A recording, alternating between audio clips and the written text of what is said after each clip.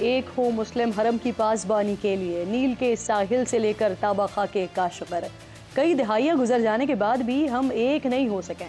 नील के साहिल से लेकर काशगर की गलियों तक करोड़ों मुसलमान तो बसते हैं, लेकिन शायद उनके दिल ईमान से खाली हैं। उनके कान अहले फ़लस्तीन की चीखें सुन नहीं सकते। इनकी आंखें कमसिन बच्चों की लाशें देखने से कासर हैं। इनको अस्पताल पर गिरते बम नजर नहीं आते। ये इसराइली तैयारों से बरसते बारूद की बू नहीं सूंघ सकते। गुज़िश्ता रोज़ मोहम्मद मुस्तफ़ा सल्लल्लाहु अलैहि वसल्लम की उम्मत के फ़ैसले करने वाले एक जगह जमा तो हुए, लेकिन कोई फ़ैसला नहीं कर सके। 57 इस्लामी ममालिक के हुक्मरान एक मेज़ पर तो बैठे, लेकिन एक कुव्वत बनकर उठ नहीं सके। दुनिया को यकजहती का पैगाम देने के लिए इस्लामी ताउन तंजीम और अरब लीग इजलास को यकजा तो कर दिया गया, लेकिन ये खुद यकजा नहीं हो सके। बल्कि जिन ममालिक ने कोई ऐसी तजवीज़ भी पेश की, उसको भी मुस्तरद कर दिया कि कहीं गलती से यकजहती का कोई पैगाम न चला जाए। ईरान ने गज़ा के मासूम बच्चों और ख़वातीन की कातिल इसराइली फ़ौज को दहशतगर्द करार देने की तजवीज़ पेश की, जिसको मुस्तरद कर दिया गया। शाम ने कहा कि मुसलमान ममालिक इसराइल का सिफारती बॉयकॉट करें, ताल्लुकात को मुनक़ता करें। इस पर भी साफ इनकार हो गया। लबनान और अलजायर ने कहा कि अगर कुछ नहीं कर सकते तो इसराइल को तेल बेचना ही बंद कर दो। बीबीसी के मुताबिक इस तजवीज़ के सामने मुत्तहदा अरब इमारात और बहरीन डटकर खड़े हो गए। इस इजलास में अगर कोई चीज़ सामने आई तो वो सिर्फ ये कि इसराइल जंग रोके, फ़लस्तीनी इलाकों से निकल जाए। साथ ही अक़वाम मुत्तहदा से भी ये मुतालबा किया गया कि सलामती काउंसिल में इसराइल की जारहियत के ख़ात्मे के लिए करारदाद मंजूर की जाए। मुमकिन है कि मुस्लिम ममालिक के मुतालबे पर यह करारदाद पेश भी कर दी जाए, लेकिन इसका हाल वही होगा जैसे ईरान, शाम, लबनान और अलजायर की तजावीज़ के साथ हालिया इजलास में हुआ है। इसराइल का पुश्तपना और गैर इस्लामी मुल्क अमरीका इसको वेटो कर देगा। 7 अक्टूबर से जारी जंग में इसराइल के हामी गैर मुस्लिम ममालिक ने हमास की मजम्मत नहीं बल्कि फ़लस्तीनियों की मरम्मत वाली पॉलिसी अपनाई है। अमरीकी सदर बाइडन सारे काम छोड़ छाड़ फ़ौरन इसराइल पहुँचे हैं। तैयारा बरदार बहरी बेड़े मदद को भिजवाए हैं, जो जदीद असलहे और गाइडेड मिसाइल से लैस हैं। बाइडन के दौरे के अगले रोज़ ही बरतानवी वज़ीर आज़म ऋषि सुनक भी इसराइल पहुँचे और नेतन्याहू से मुलाकात करके यकजहती का पैगाम दिया है। बरतानवी वज़ीर आज़म इससे पहले ही रॉयल नेवी के जहाज़ बहिरा रोम भिजवाने का ऐलान कर चुके थे। इस वक्त नाज़रीन, जो ममालिक इसराइल को असलहा फराहम करते हैं उनमें बरतानिया सर फहरिस्त है।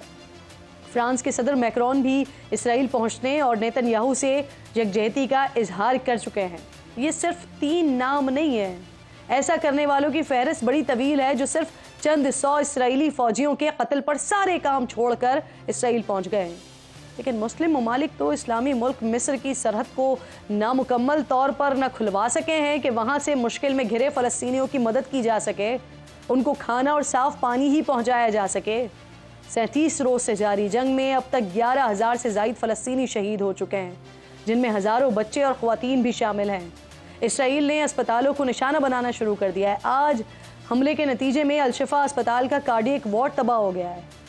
WHO के मुताबिक उनका वहाँ की मेडिकल टीम से राबता मुनक़ता हो चुका है। अल-कुद्स अस्पताल भी ऑपरेशनल नहीं रहा। फ़लस्तीनी हुक्काम कह रहे हैं कि उनके पास फ्यूल ख़त्म हो रहा है। अगर फ्यूल नहीं मिला तो जुमेरात से कम्युनिकेशन सर्विसेज बंद हो जाएंगी। राबते टूट रहे हैं, फ़लस्तीनी मर रहे हैं, जो ज़ख्मी हैं उन्हें इलाज की सहूलियात नहीं मिल रही हैं और उम्मत मजम्मत करके ज़िम्मेदारियों से बर्ज़िम्मा हो चुकी है। इसी पर बात करने के लिए प्रोग्राम में मुझे अशरफी साहब मुआविन ख़ुसूसी हैं वज़ीर आज़म के ज्वाइन कर रहे हैं। बहुत शुक्रिया अल्लामा साहब, आपका वक्त का बहुत शुक्रिया। अस्सलाम वालेकुम। सबसे पहले तो ये फरमाइए, कल 57 इस्लामी ममालिक इकट्ठे हुए, हुक्मरानों ने बड़ी बड़ी तकरीरें की, तजावीज़ भी आई सामने, इसराइल की मजम्मत भी की गई, फ़लस्तीन की हिमायत की, लेकिन कोई भी अमली कदम उठाया नहीं गया। इनफैक्ट जो सामने तजावीज़ आई उसे भी मुस्तरद कर दिया गया। कैसे रोका जाए इसराइल को? जो एक तजवीज़ सामने आई है, क्या किया जाए? बिस्मिल्लाहिर्रहमानिर्रहीम नहमदुहु व नुसल्ली व नुसल्लिमु अला रसूलिहिल करीम। सबसे पहले तो मैं ये अर्ज़ करूँगा कि ये जो एक तासुर फैलाया जा रहा है कि कल जो कॉन्फ्रेंस रियाज़ में हुई उसमें मुसलमान ममालिक में कोई इख्तलाफ पैदा हुआ, ये कतई तौर पर बेबुनियाद और गलत है। रियाज में होने वाली कॉन्फ्रेंस में जिन चीज़ों के ऊपर जो करारदादें या जो चीज़ों पर इत्तेफाक हुआ, उनमें सबसे पहली बात यह है कि जंग को रुकवाया जाए, जंग को रोका जाए। दूसरा है कि फ़लस्तीनियों की मदद की जाए। तीसरी बात यह है कि एक आज़ाद खुद मुख्तार फ़लस्तीनी रियासत के क़याम की तरफ बढ़ा जाए और इसराइल को जो ममालिक असला दे रहे हैं वो उसे असला देना जो है वो बंद करे। उसके ऊपर एक कमेटी भी बनाई गई है जो सऊदी अरब की सरबराही में, जिसमें तुर्की शामिल है, जिसमें कतर शामिल है, जिसमें इंडोनेशिया शामिल है, जिसमें नाइजेरिया शामिल है, और जो इस्लामी मुल्कों में से उसमें शामिल होना चाहे उसको खुला रखा गया है। एक और काम भी किया गया है कि जो कुछ इसराइल इस वक्त कर रहा है ये नस्ल कुशी है, ये कत्ले आम है, ये फ़लस्तीनियों की नस्लों को मिटाने का मंसूबा है। इसके ऊपर आलमी अदालत जो है उससे भी रुजू किया जाएगा और अक़वाम मुत्तहिदा के कमीशन की तरफ भी जाया जाएगा और उसके लिए ये तमाम काम रियाज में किया जाएगा। हमारे यहाँ बदकिस्मती ये है कि एक तो हम मुश्किल में हैं, हमारे बच्चे ज़िबा हो रहे हैं, हमारी बेटियाँ बेआबरू हो रही हैं, नौजवानों का कत्लेआम हो रहा है, और दूसरी तरफ उम्मत को तकसीम करने के लिए हम अपनी छोटी छोटी जो अक्ल है उसको इस्तेमाल किए बगैर ही ऐसी बातें करते हैं कि जिससे और दिल टूट जाए। अच्छा साहब, बड़ी इंपॉर्टेंट बात कर रहे हैं आप। ये बताइए, क्या इसराइल के जो जंगी जराइम है इस पर आलमी अदालत जाने का फैसला हो गया है कल की कॉन्फ्रेंस में, और कौन जाएगा ये मामला लेकर, कौन पुट करेगा इसे? बिल्कुल, ये कल ऐलान किया है सऊदी अरब के वजीर खारजा ने कि हम इस पर सारी मालूमात को जमा करेंगे और हम आलमी अदालत में जाएंगे। हमारे वजीर आज़म साहब ने इस पर कमीशन अक़वाम मुत्तहिदा के तहत बनाने का मुतालबा किया है और इस पर काम शुरू हो गया है। कल के जो सिर्फ मैं एक बात कहना चाहता हूँ, कल की कॉन्फ्रेंस में हमारे दिल जिस बात से इस गम में और इस हुज़र में, इस कैफियत में भी उम्मीद लगाए बैठे हैं, वो ये है कि 15 साल के बाद ईरानी सदर जो हैं वो रियाज पहुंचते हैं। एक तरफ मोहम्मद बिन सलमान जो सऊदी वलीअहद है उनके ईरानी सदर खड़े हैं, दूसरी तरफ तुर्की के सदर खड़े हैं, उनके साथ जो है उर्दन के सदर खड़े हैं, फ़लस्तीन के, पूरी उम्मत का मौक़िफ़ इस वक्त एक है।